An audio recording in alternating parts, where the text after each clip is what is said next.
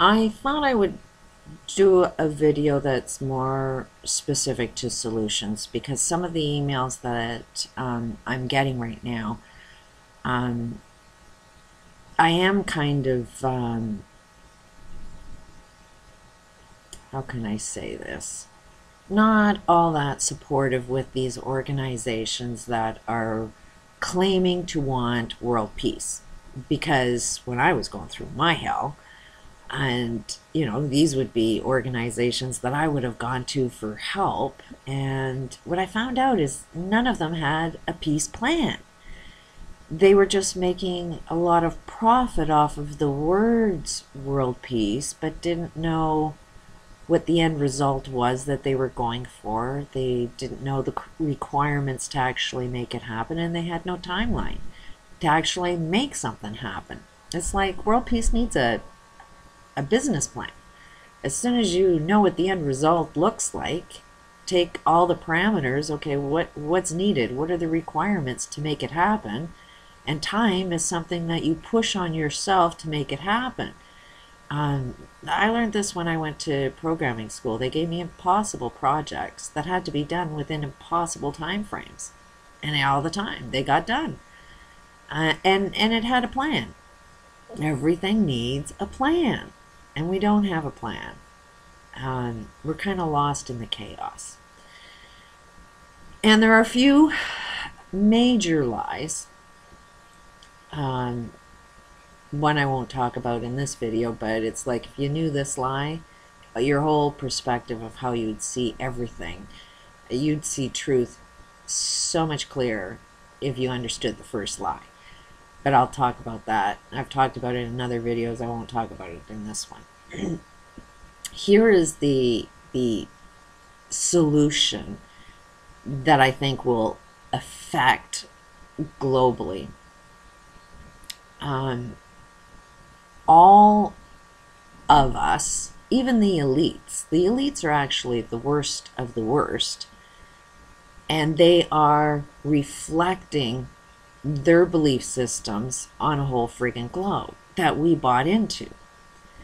And it is an evilness, but all of us have this evilness in us, and we will all push this on each other all the time.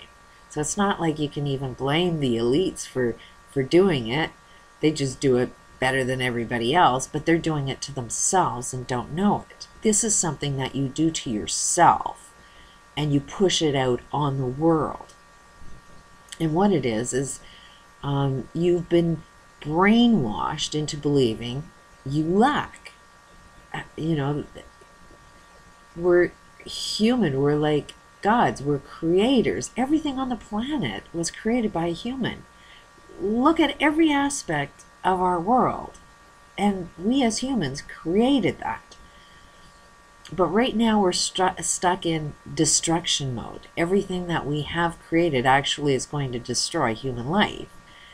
We're doing nothing to sustain human life. We're doing nothing but creating how many ways can we destroy human life. And the reason we're doing that is because we believe we're stuck in lack. You lack love. You lack connection. You lack a sense of worth, a sense of value. Every aspect of your life is a lack of. And while you're in a state of lack of, then you need to chase it. Then you need to try and get it. And you'll never ever get it because you're getting it from stuff. You don't feel like you fit in with society. So how many ways do you try and fit in? If you have the bigger house, if you have the bigger car, if you wear the best clothes, if you're the prettiest, if your boobs are the biggest, if your dick is the biggest. There's so many different concepts that we buy into that says, if I only had this, then I'll fit in. Then I'll be accepted. Then I won't be lacking of. But when you get it, you don't feel it. It just didn't satisfy you. So you need to keep going and going and try and find so many ways to get it because you don't think you got it. Stuff will never give it to you. Actions will never give it to you. It's something you have to decide, hey, I had it all along. It is like the Wizard of Oz. It is a matter of, oh, I was chasing a dream and I had it all along. It's something that you need to decide that that's what you have. You have to, there is a lot of chemistry involved that your brains are actually wired, brainwashed completely into you thinking you don't have something, that you always need to chase. And this is why I've come up with, it is a water concept, because it's something that every human needs. It's not like water's going to change your life, but it is another product that, don't use the product to make you feel something. Just use, every time you drink, a reminder of, hey, I have something. It is within me all along. That's all that water would do, is just, because you need water every freaking day, why not use water to constantly remind yourself that, no, I'm not in lack, I'm in abundance.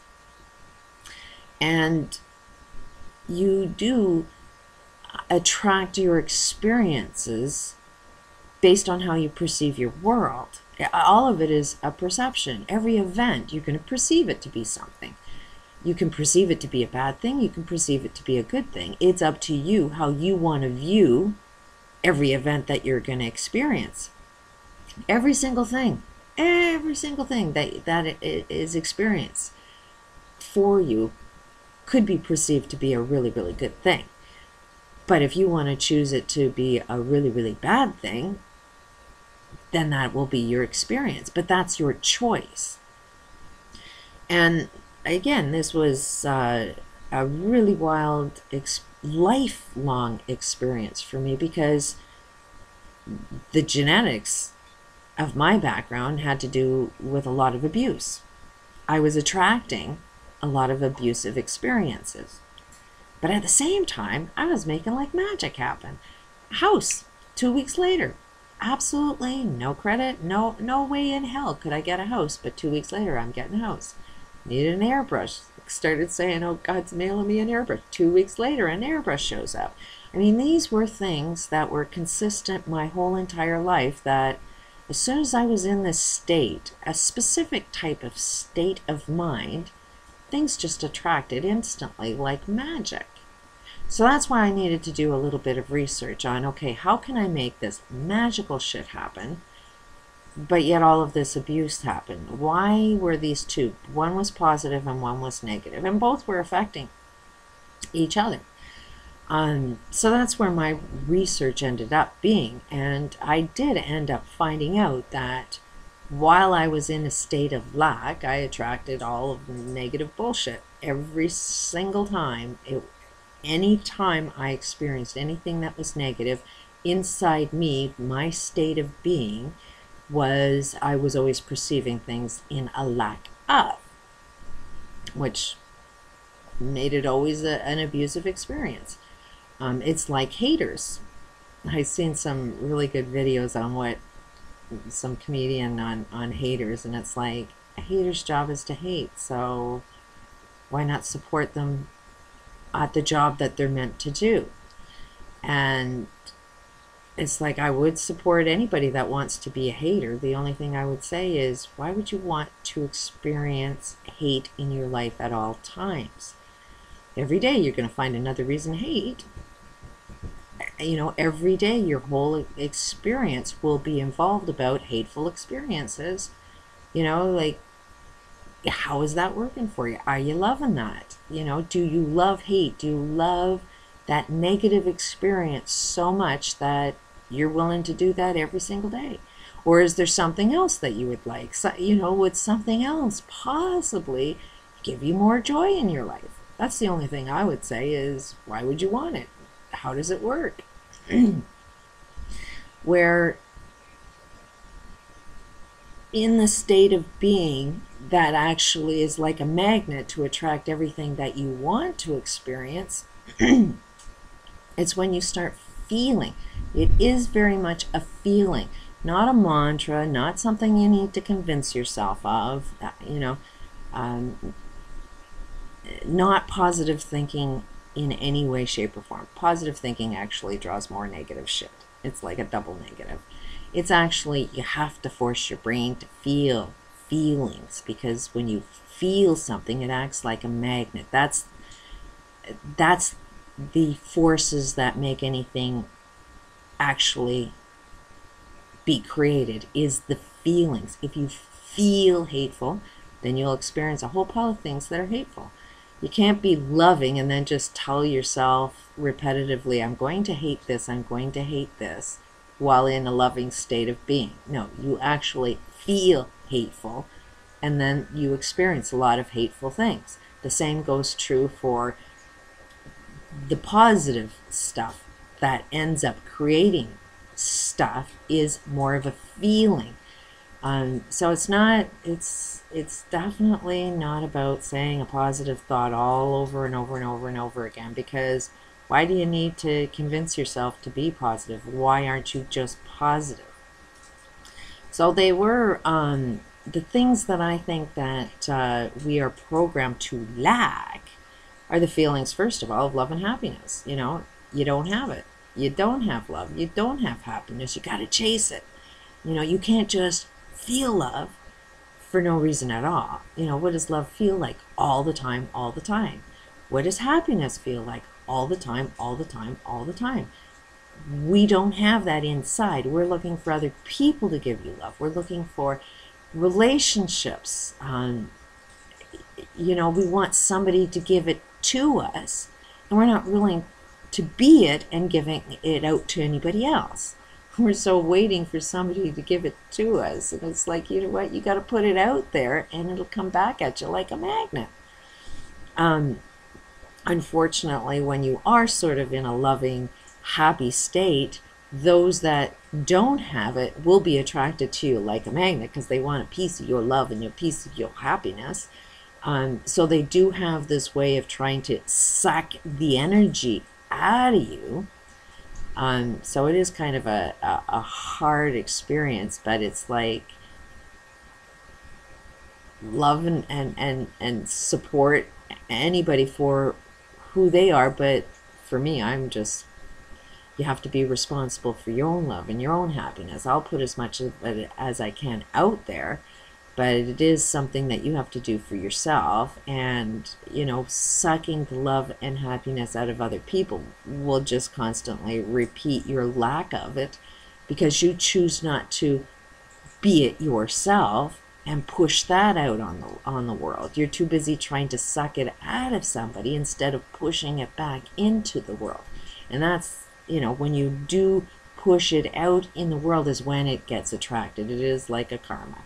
So there is like the sucking of that energy out of others, because you still are in a form of lack of. Another one that all of us are dealing with is we don't have a sense of gratitude for anything. We take things for granted. The smallest things. You don't even notice anything good, because you've taken the smallest things for granted.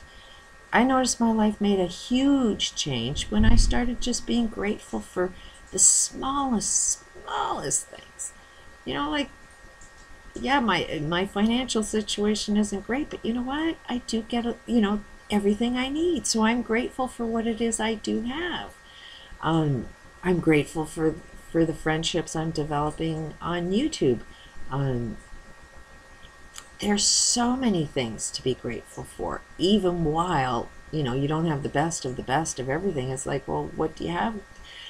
I'm grateful for the area that I'm able to live in. I'm grateful that I have a place to live. And I focus on those things, because when good shows up, I will at least recognize it, because I'm grateful for it. And another thing is like an abundance and prosperity. A lot of us think that we're lacking it, And as long as you're lacking it, you're going to create more and more experiences of that lack. But every time, every single time that I'm grateful and feel like I am abundant in it, all of a sudden, like magic, it shows up. Accepting and allowing is something that we don't do very well. We won't accept it. We're going to fight. We're going to be angry because we won't accept and we won't allow bad shit to happen. But it's like, those are emotions that, hey, if we could do more of, just accept and allow. Life is kind of shit, but we're going to make it a big difference. It's like, okay, this appears negative, but I know there's something good about this. You know, it's just like stepping back and readjusting. Those are things that we're lacking. And alignment. Nothing happens unless you have another person in your life with. It's like, look at Bradley Manning. You will go insane without the relationship of other people. But it's how we are connected with everybody that creates our matrix. We're all connected with everything that's bad. I had the right judges, the right politicians, the right police officer, all of the right connections to make my life hell. But I'm also perfectly connected with all of the people that can make a global shift. If I focus on, here are the connections that make it happen. So when they show up, I can recognize it. It's up to everybody else that's playing this game that can recognize it as well. But those are some things that if we just shifted everything from feeling the lack that we're programmed to believe that's who we are into an abundance and fullness of everything we are, we'll make a global shift. And that's why I think water is a way of making that happen, because we all drink water. Water is being now dominated by the corporate world. I mean, that's going to be our destruction, is water. And I personally believe that if we, the people, anybody that does drink the water actually is the corporation that owns the water, then we will have some value for it. We'll make sure it's always safe and not being controlled by a corporate structure. It has to be anybody who wants water actually owns the water themselves. This is not a concept that I would ever do and be in control. That's the worst possible thing, is if one person was in control of our water. We, the people, need to be in control of our water. We, the people, can use water to reprogram our brains to constantly make us remember that we're in abundance of everything. We're grateful that, you know, we're full of love. We're full of instead of lack of. And if we make sure every single person on the planet ends up getting free water,